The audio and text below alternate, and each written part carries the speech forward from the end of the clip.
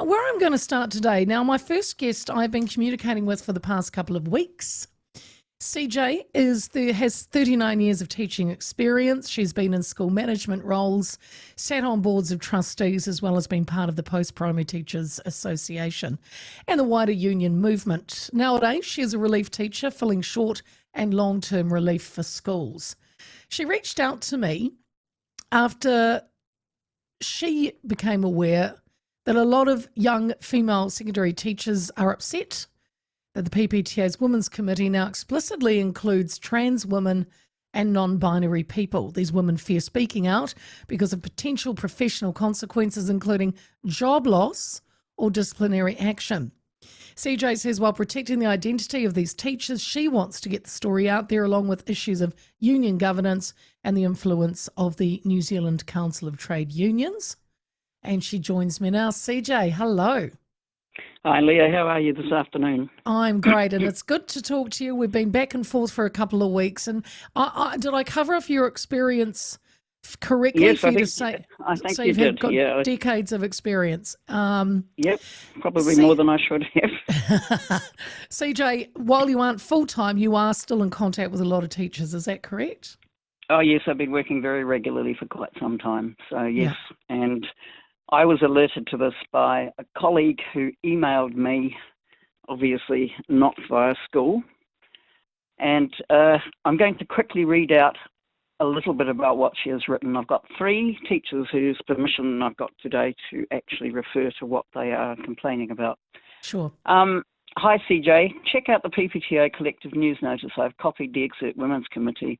Women's Committee is the advisory body for PPTA's work to reduce gender inequalities faced by students and teachers. It sets the strategic direction. We welcome applications. This is for the Women's Rights Officer, I might add. They're also advertising for Women's Committee. At the moment, the ad is very similar. We welcome applications from all members who identify as women, inclusive of cis and trans women, as well as gender diverse and non-binary people. Now, the comment made below that was, FYI, they have never asked PPTA members. They just presume we all agree. That is undemocratic, and I don't agree to include trans women as they're not women. They are trans women, which is a different group. They seem to be in every group because they're also in their trans rainbow groups within PPTA. Theoretically, they were the privileged male sex before they decided to join the female sex, who have fought for women's rights for centuries. They have no right to be claimed to be any part of a women's group fighting for rights. I feel like complaining, but I fear I may be kicked out and tarred and feathered if I do. That is the undemocratic world we live in now. The wokes control the education space. That's one quote from one younger teacher. Wow. Jeez. Yeah, she's pretty upset. And you've been contacted. You've got 3 that she's. Well, I've got 3 people who are happy to allow me to use. There are more. There are a lot more. But CJ, you've been a member PPTA. You have. When were you aware that this was changing? I wasn't aware so much of the changing within the union movement for a while. I was very aware of the issue coming to schools within the last, say, 20 years, because I've moved around a bit in my teaching, and I've taught in several different regions. And I have encountered, the trans problem probably about 17 years ago with an individual student who came into the classroom in year 9 asking to be given the female pronouns. Nice kid, really nice kid, and we did what we could. That was 17 years ago. Golly. Yep. It was definitely but very, very rare. Nothing like it is now, quite rare. And the boy was probably going to be, he has apparently gone on to transition fully. He would have been probably a quite effeminate homosexual. So but in the last, I don't know, because I'm not in the teacher's realm, but I mean, from what I have heard, and also, what we do here, not through mainstream media, of course, is it has really ramped up in the last, 5 years. 10 to 5, probably 10, even 12 years ago, it's starting to ramp up, but definitely in the last 5, 6, 7, 8 years, it's really, really become quite noticeable. So for the Women's Committee to say that they're welcoming applications from all members who identify as women, inclusive of cis, which is biological women, I just hate that word Yeah, that I they object to call that us. word too. Yes, and trans It's women a as well as scientific term. gender diverse and non-binary. I mean, I get that this is not obviously the PPTA the members were not asked. This is a No, top-down decision made, isn't it? Well, PPTA runs an interesting way. You have your school branches, for which PPTA members will put their hand up to run. There has been a grumble from some members too. A lot of people, it's not necessarily a popular job. It used to be, and so you're often getting young teachers, even first and second years, trying to run the PPTA committee and the meetings at school. They usually run after school unless they're paid union meetings. From there you go up to, you have your chair and then you have your regional committees, and then the regional committees feed into the national organisation for conferences and various other activities. And, I myself have been trained in PPTA workplace material and gone through the levels. I got all 3 of the levels for mediation training and all that sort of stuff. Okay. And then you have the various advisory committees. So you have the Women's Advisory, the Rainbow, and all the rest of it. So, and they all feed into the executive team, and you have your elected president who comes out of the teaching profession, and they vote for the presidents, the vice presidents, etc. God, there's a lot of them. Then you have and then you have your paid executive team. That includes the Secretary General, who is often recruited from the current one has been a teacher but has worked in many other unions as well. They don't have to have been teachers. I see. CJ, can you explain, you mentioned you read that quote from a teacher who wants to stay anonymous, which I understand. Can you explain more or talk more to the real fear that some teachers are feeling right now? Okay. Well, the problem is the silencing. There is a great fear of being silenced. Well, they are being silenced, actually, to be quite truthful, because the reality is, and I will read a little bit shortly from the Teachers' Council, because you've got to realise that from the Ministry of Education to NZQA to the Teachers' Council, they have all been captured. There is no exception to this. And the fear in staff rooms is palpable. You'll see people quietly talking in corners or shut up when certain staff come in. I know for a fact that there are schools, some of the large ones, where staff who have tried to bring up this subject are shut down. And the reason for this is, I'll explain a bit more about the unions in a moment. The reason for this is if you look at, and I'm just going to bring up the actual Teachers' Council requirements for teachers. Here they are here. The Teaching Council of New Zealand requires teachers to uphold values of fairness and equity, which includes respecting of diversity of learners' identities, including gender identity. This means teachers must, for example, use a student's preferred pronouns, can face disciplinary action, including losing their registration for failing to do so. The Council's Code of Professional Responsibility is legally binding for teachers in New Zealand. That includes the use of preferred pronouns. All teachers must use the student's preferred pronouns. This is considered a professional responsibility. Consequences for non-compliance. Teachers who fail to meet the standards outlined in the code, such as not using a student's preferred pronouns, can face disciplinary action from the Teaching Council, losing registration. In some high-profile cases, and I've read some of these, teachers have been stripped of their registration for failing to comply with these professional standards. Now, it comes under respecting diversity, protecting harm, and ethical conduct. 2023, there was a case involving a deregistered teacher who refused to use the student's preferred pronouns, and that particular teacher had religious views. I believe he was a math teacher. I think it was a Wellington school. I've actually read the case notes, but it's a while ago now. Yep. The media was completely hysterical about this case, and my understanding of the background was that the teacher had a discussion with the student and explained why he couldn't comply. They had come to an agreement, but the principal went after him and complained to the Teachers' Council and was absolutely rabid in following this through. That teacher has been deregistered. And I mean, I gather to be deregistered, you are now no longer allowed to teach. So effectively, you've been fired. Yes, yeah. You Yeah. cannot teach. Well, you cannot teach in most New Zealand schools, integrated or state schools, without teacher Over registration. that. You can teach in a charter school, which does not require teacher registration. How long would that person have faced deregistration, CJ? Is it forever? How long would they have? Yes, it's permanent. Once you're deregistered, it's gone for good. You can't get it Wow. back, especially in a Okay. case like that. Yeah. So it's written in stone into what teachers have to do. Well, it's written in stone as long as the Teachers' Council has those standards. Yeah. They claim to be consultory, but they're not that. They don't consult that much. Some of us are not keen on them. There have been reports of perceived bullying by PPTA officials. Is that correct? There has been, yes, on some issues, and there is certainly bullying in schools regarding this particular issue of teachers. I'll be quite honest with you, Leah. I'm quite open about my views, but I'm lucky enough to work in a school where and I'm not going to say what kind of school it is or where it is, but I'm lucky enough to work in a school where it's not quite as extreme as some. Which is probably one of the reasons I've chosen to work there. But also there is still a climate of fear there. And I know there are teachers who've moved to this type of school to get away from state schools where the bullying is quite endemic and it's really quite frightening for some of them.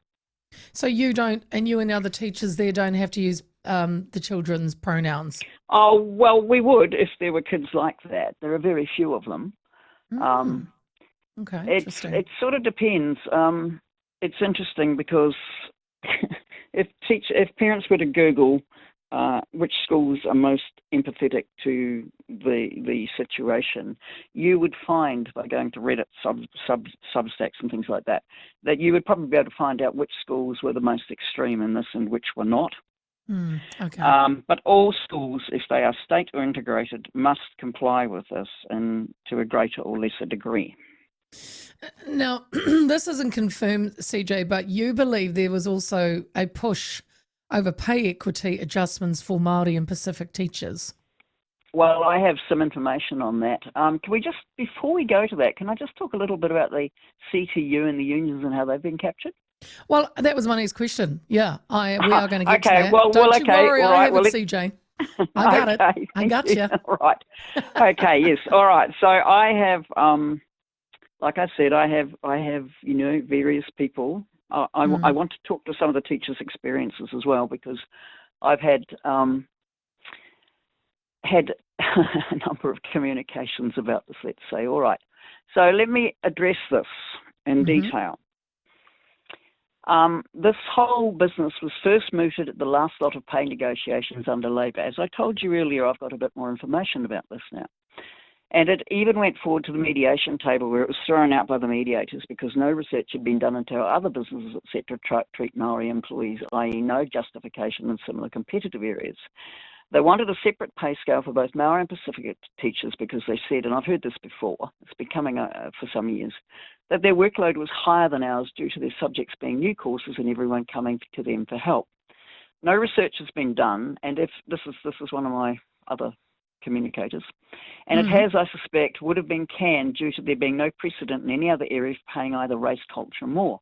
This imagined pay scale would enable them to earn between $8,000 and $10,000 more a year than the rest of us. It was on a par with jobs given out by Ardern's government to senior education advisors that came out at a rate of 3 to 5 a week in Manukau alone. I'm not sure about Manukau. They were going to be paid over $110,000 a year, and it was very clear that they were not for the likes of me, i.e. adverts in Māori, and one of the first requirements being extensive knowledge of the treaty, etc. This is why education had 48% more admin when Luxton came into power. I also gather they had contracts which meant if terminated, they got a substantial payoff, which completely hindered the coalition from terminating them. Abercrombie wanted those unwanted and racist pay scales when he took over, pushing his own agenda. We have not been asked to vote on these in a secret ballot at all. In fact, there have been fewer secret ballots since he took over, and he uses a show of hands during PUMs. PUMs are paid union meetings in regions where everybody gathers from all the schools, where no one's daring to voice any opposing views as you are way too visible. Jeez. This person here has become so distressed by this that she's actually started talking about it affecting her mental well-being. Yeah. I could imagine. So I've been doing a bit of digging, as you can see, and I'm sure there is more to come. I just wanted to go back when you said the separate pay scale was because why? They're saying that Māori and Pacific teachers... Yes, I've been hearing about this for years. Well, because Māori studies and Pacifica studies and the languages came in, and there are often only one or possibly two, depending on the size of the school, teachers doing that in the school. Right. And because of the treaty obligations and various other pushes, shall we say, these teachers are often quite busy because often people will, the principals will turn to them and say, oh, well, you need to sort of run this for us because you have the expertise. So there is an issue there with that. But I don't think this is the way to deal with it. It's based on ethnicity, and that's, that's racist. Well, it is, and I mean, we have a very diverse teaching profession now, with teachers from many different ethnicities in the profession. Of course. And I don't think teachers who are Indian or Filipino or the rest of them would be very happy about that either. Exactly. CJ, as you did say, I wanted to talk about the New Zealand Council of Trade Unions. Since the PPTA is an affiliated member, it generally follows the NZCTU's policies, is the way I understand it. And you've said their stance on including trans women and non-binary people in women's advisory roles is non-negotiable. Yes, that is right. In actual fact, I've had a communication as well from Jill Evans and a former women's rights officer for the PPTA. We love Jill Evans here. Yeah, I know you do. I know Jill. But this really started in the early 2000s with Judith Byrne, who became Jack Byrne. I'm going to go further into what you've just asked in a minute. Who came out identifying as non-binary, and it became... we were bemused as we hadn't heard of this before. We wondered if we would have to use it on second reference to the concept of owning your pronouns, and later Judith took cross-sex hormones and identified as Jack. Now works the rather dubious Counting Ourselves surveys of transgender people. At the time, we queried Judith whether now Jack could represent New Zealand women workers both here and internationally. In the end, he was given a new policy role, and an actual woman was appointed as women's officer. An actual woman. That's directed, yeah. So in actual fact, the no debate on inclusion came during the revision of the Working Women's Charter when the National Secretary of the CTU, Melissa Ansell-Bridges, who by the way is still there, stated that the inclusion of trans women and non-binary women was a non-negotiable, that there would be no debate on the issue. This indicates a firm organisation-wide stance rather than open discussion, and that is how it has remained, and all unions pretty much now have the same one. Yeah. Right. And you were also you were telling me too that a lot of young women in unions are also driving this. Is that surprising? Yes, it is surprising. Or expected? Well, I think the reason you've got to think about, most of them have been to university. Yes. Yeah. Many of them have done... We get it. Yeah. No, keep going. Okay. Well, many have done sociology. Yeah. Gender studies. Obviously, to be a secondary teacher, you're also required to have subject knowledge that you can teach, because we essentially teach subjects. We don't teach, like primary teachers teach kids to do reading, writing, and all the rest of it. We teach subjects, and we have to have subject knowledge. So we need a degree with subject knowledge to teach. But a lot of the other, most degrees are quite broad these days. And a lot of these young women who've been doing gender studies, they think it's a form of feminism and that they understand how it works. These gender studies, which grew out of women's studies, have been completely captured. Yeah. At Auckland University, there is Kiara Clemens, who is a married man with 2 children, imported from Britain, and regularly cross-dresses and calls. I think he's now Dr. Kiara permanently rather than just switching back and forth, but was employed as a bloke originally. And he is in gender studies and promotes this quite consistently. CJ, look, I mean, you are privy to all of this, and you've become almost like there's a lot of teachers. I mean, when we started, going back and forth on emails together, and when you first contacted me, you wanted a teacher that's another teacher to talk, and then they're just too scared to. So you have kind of taken that mantle, whether you wanted to or not.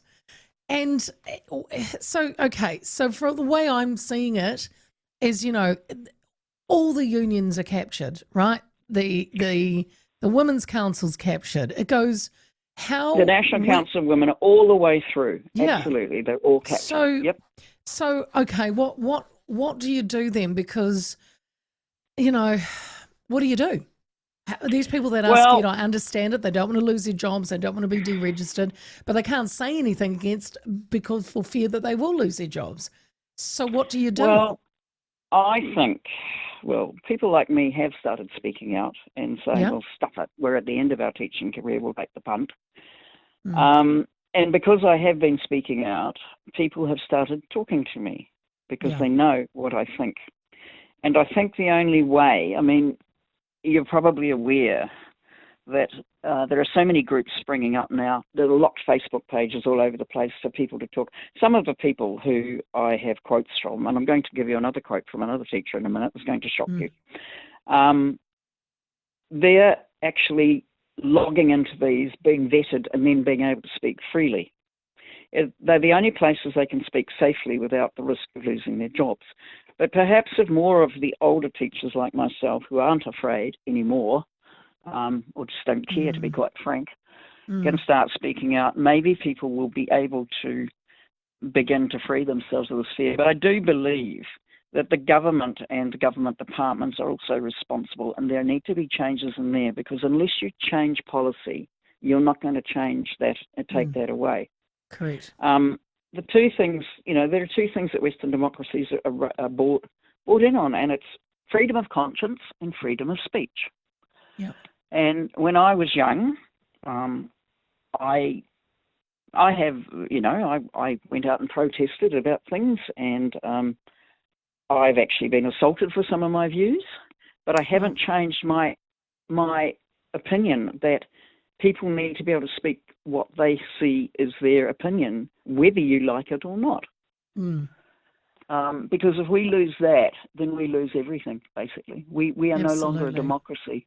Yeah. And I think this is critical. And before I go take it any further, I know we're probably jumping all over the place, I'd just like to read another quote from another teacher who contacted me. I've just got to find it.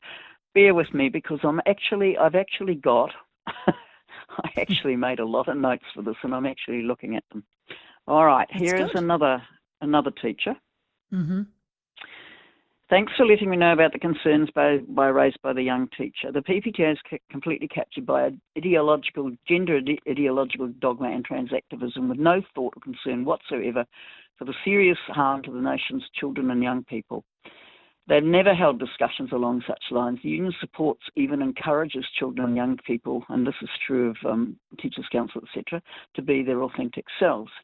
I have recently experienced such a man, referring to the trans.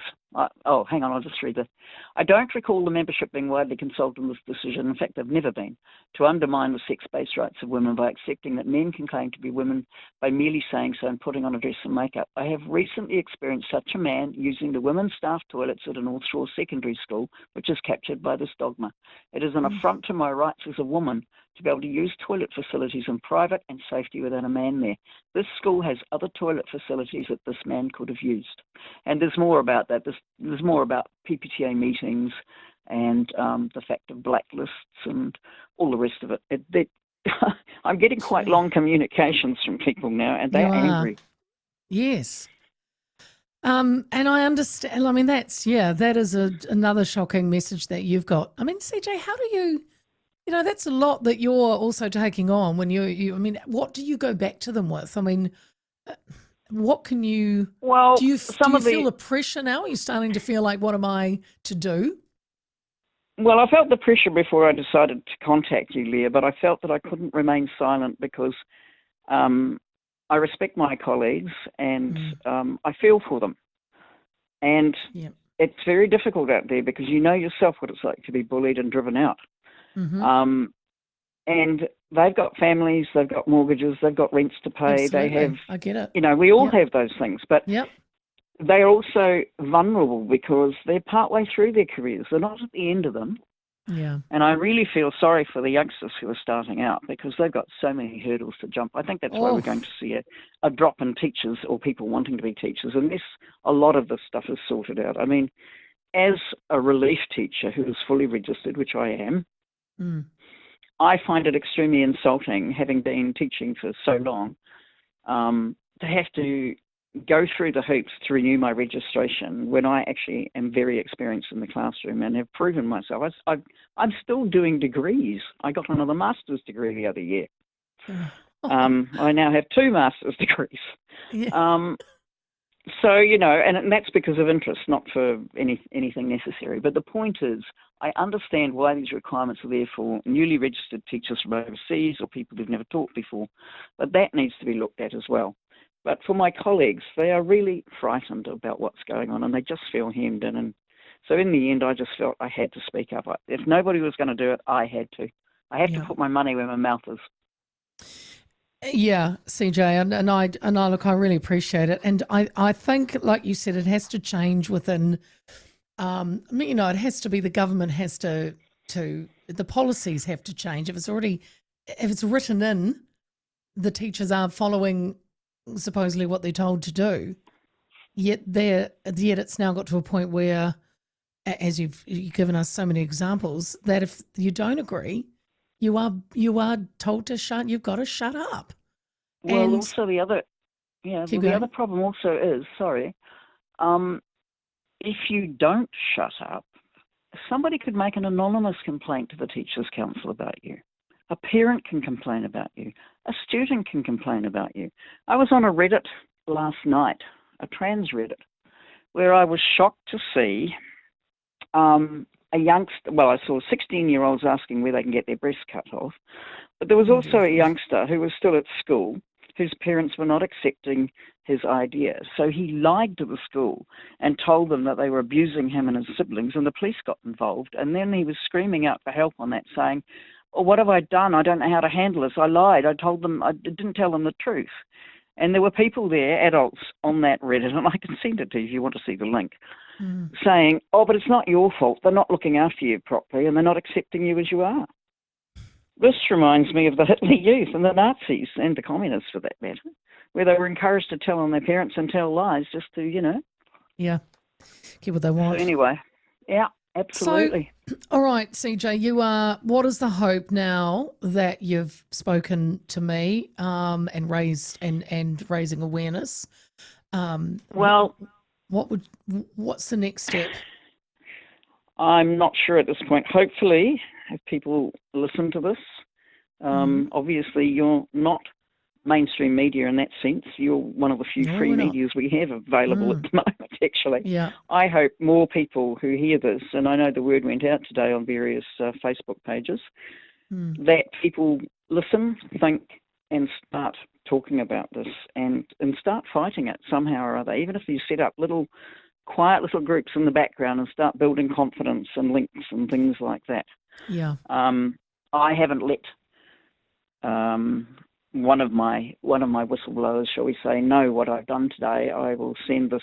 I'll let her know later, and she can listen to it. She wouldn't have been able to anyway. She'll be in the classroom, but Mm. I can only hope that people start talking about this and thinking about it and thinking, where are we going with this? Should we be doing this? What values do we want to live by? Because you have a minority here, a distressed minority. I'm not denying that. Mm. But you have a minority who are trying to force the majority to live by their rules, and most of us don't do magical thinking, I'm afraid. Magical Um, thinking. well, I'm a Yeah. biological realist. Yeah. When I heard your ad for the weather, and Oh, I yeah. thought, well, you know, yes, I'm a This is climate nicely, change. yeah. Um, Well, it's just I follow the science, and the science is very clear. And I'll say one more thing. yeah. Kids do know my views. I have And had yes. discussions with them. And I have. what's the feedback from them, CJ? Well, Glad you brought that let me up. give you an example. I've got to be very careful because I just Sure. might be identifiable by this, but kids do know my views because they know I'm a scientist, and they also know that I will tell them the truth where it is appropriate, in the sense that I'm not going to tell them things they shouldn't hear about, but I will tell them the truth. And I have had circumstances where kids ask me, and I'm talking both seniors and juniors, this is fact, can you change your sex, miss? And I look at the student and I say, have you been on social media again? Was it TikTok? Yes, miss, because TikTok is toxic for this. Mm. And then I explain in biological terms why it is not possible to do that, right down to the chromosome level, because I am capable of doing that. And then I say to them, you may call yourself what you like and you may dress as you like. You are very free to do that. But you cannot change your biological sex. It is impossible. You can change secondary characteristics to some extent. You can possibly grow a beard if you're a girl. You can possibly grow your hair if you're a boy, but you will never be able to change sex, and it doesn't matter how much cosmetic surgery you have. You will always be your biological sex. Yeah. Good on you. And And what's the I reaction, actually got a CJ? standing, well, Oh. one class, I got a standing ovation. Oh, wow. Oh, wow. And that was the senior class, because kids Do are you, confused. I was going to say, CJ, to me, that's so powerful because they're so confused. And They are it's confused. almost like you just gave them the concise, no BS, scientific, biological answer, and they thanked you for it. Thank goodness, Well, they said. the reason is, of course, as we all know, children's brains are changing and developing. And I explained why they need puberty as well, and why puberty blockers are dangerous. Because kids will say to me, they've done something stupid. They say, why did I do that? It's because your brain's rewiring and parts of it are shutting down, and you just do stupid things until you're fully mature. And a kid is not fully mature until they're 25, and most people don't even realize that. Scientifically, the human brain is not fully developed till the age of 25. Yet, So CJ, bringing the voting age down to 16 is horrifying. Well, and we've got activists out there that's saying a 2-year-old can choose its sex, Oh, that's rubbish. I know. When I was little, I used to patrol up and down the hall in my father's dinner suit because I thought it was really cool. Dinner suits, they need to come back. We've all done stuff like that. Of course, Kids play, they fantasize, they play. Yeah. I also always direct people to Jazz Jennings because that is a heartbreaking story. Yes. If you follow that on YouTube, yeah. you will weep. Yeah. Because I think the mother must suffer from Munchausen syndrome. Jazz Jennings now, at the age of 21 or 22, likes girls. It's very obvious. Had he come through that, he would have been a normal heterosexual boy. He is now brutalized. He will never have an orgasm. His genitals don't work. He is in constant pain. He has to keep having constant operations. It's horrible. Yeah. I think, in the future, this will be seen in the same way as the Nazi experiments on children in the concentration camps. There will come a day when it will be seen that way. CJ, I've got to move on, but I could literally talk to you all day, but we do have bills to pay. You've got Paul's text in, well, CJ, you're awesome. Get her back anytime. Leah, trans crap needs to be eradicated from our society. Dave says, godly, what a breath of fresh air listening to that teacher. Great show, ladies.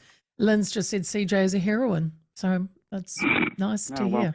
Just tell your listeners, please start talking about this. Look, I've got trans cousin, and I've tried to help, but there were certain boundaries put in place as well. I think nobody wants to cause suffering, and nobody wants people to be hurt.